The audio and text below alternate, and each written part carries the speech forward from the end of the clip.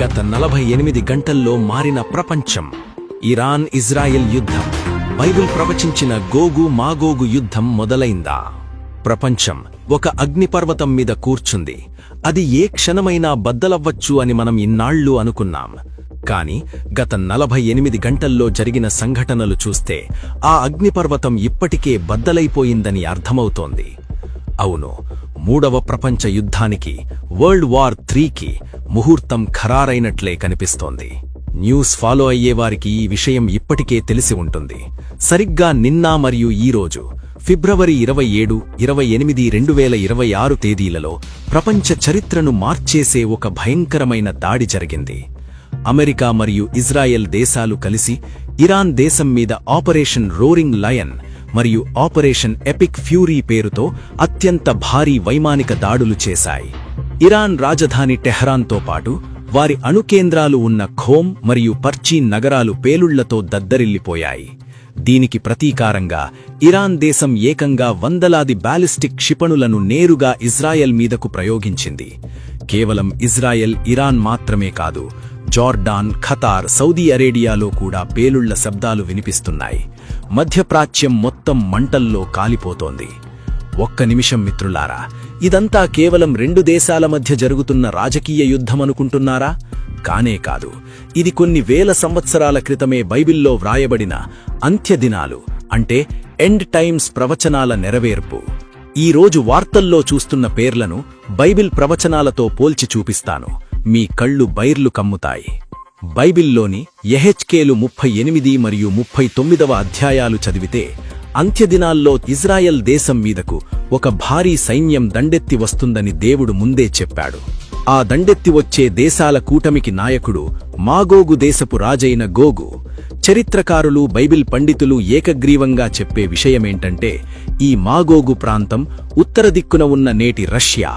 సరే, రష్యాకు సహాయంగా ఇజ్రాయెల్ మీదకు వచ్చే ఇతర దేశాలేవి?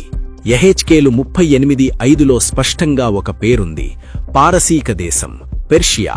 పెర్షియా అంటే మరేదో కాదు, నేటి ఇరాన్. 1935 వరకు ఇరాన్ పేరు పెర్షియా. ఇప్పుడు టీవీ వార్తలు చూడండి. ఇజ్రాయెల్, అమెరికాల దాడులను తీవ్రంగా ఖండిస్తూ ఇరాన్కు మద్దతుగా నిలబడిన దేశాలేవి? రష్యా మరియు చైనా. రష్యా నిన్ననే ఒక స్టేట్మెంట్ ఇచ్చింది: ఇరాన్లో ఉన్న మా రష్యన్ పౌరులు వెంటనే దేశం విడిచిపెట్టి రావాలి, అమెరికా దాడిని మేము ఖండిస్తున్నామని. ఇంకో పక్క రష్యా యుక్రెయిన్ యుద్ధం మొదలై సరిగ్గా 4 సంవత్సరాలు, ఫిబ్రవరి 2022-26 పూర్తవడం సందర్భంగా రష్యా తన దాడులను భయంకరంగా పెంచేసింది. గమనించారా? బైబిల్ చెప్పిన ఆ మాగోగు అంటే రష్యా మరియు పారసీయ అంటే ఇరాన్ ఇజ్రాయెల్కు వ్యతిరేకంగా ఏకమయ్యాయి. 2500 సంవత్సరాల క్రితం యెహెజ్కేలు ప్రవక్త వ్రాసిన స్క్రిప్ట్ ఈరోజు అంటే ఫిబ్రవరి 2026లో లైవ్లో ప్లే అవుతోంది. ఇది యాదృచ్ఛికమనుకుంటే అంతకంటే అమాయకత్వం మరొకటి లేదు. యేసుక్రీస్తు తన శిష్యులతో తను రెండవసారి ఈ లోకానికి వచ్చే ముందు జరిగే సూచనల గురించి చెబుతూ ఒక మాట అన్నారు. మత్తయి సువార్త 24:6-7లో, మీరు యుద్ధముల గురించియు యుద్ధ సమాచారముల గురించియు వినబోదురు. జనము మీదికి జనమును, రాజ్యము మీదికి రాజ్యమును లేచును అని చెప్పారు. ఈ గత 48 గంటల్లో ప్రపంచం మొత్తం వింటున్నది ఇదే. ఇరాన్ తమ అణుబాంబుల తయారీని ఆపట్లేదని, భవిష్యత్తులో అది తమకు ముప్పు అని ఇజ్రాయెల్ ఈ ప్రీఎంప్టివ్ స్ట్రైక్ చేసింది. కాని దీనివల్ల మొత్తం మధ్యప్రాచ్యంలో విమాన సర్వీసులు ఆగిపోయాయి.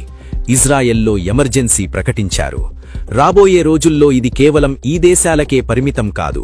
ముడి చమురు ధరలు పెరిగిపోయి ప్రపంచ ఆర్థిక వ్యవస్థ కుప్పకూలే ప్రమాదముంది. యేసుక్రీస్తు చెప్పినట్లు ఇవి వేదనలకు ప్రారంభం మాత్రమే. These are the beginning of birth pains.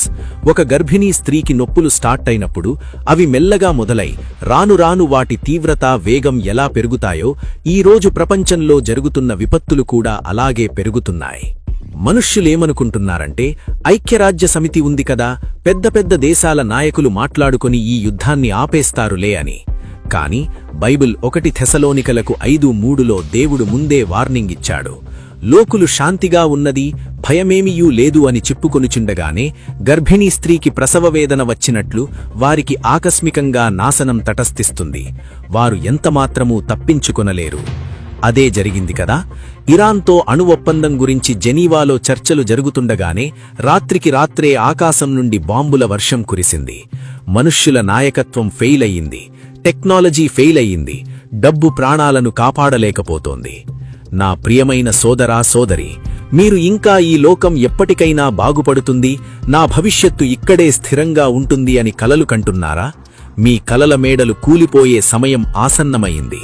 మనం నివసిస్తున్న ఈ భూమికి ఎక్స్పైరీ డేట్ దగ్గరపడింది. నోవహు దినాల్లో జలప్రళయం వస్తుందని నోవహు హెచ్చరించినప్పుడు ఎవ్వరూ నమ్మలేదు.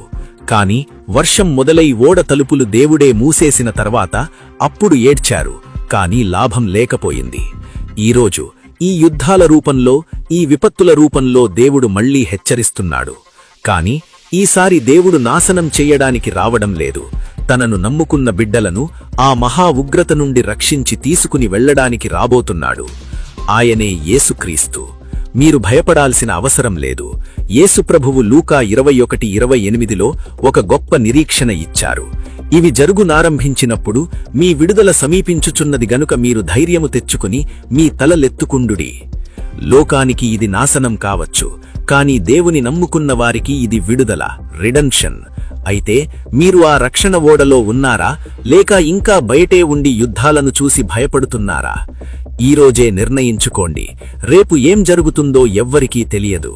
ఆయన రాకడకు సిద్ధపడండి. ఈ ప్రార్థన నాతో పాటు చెయ్యండి.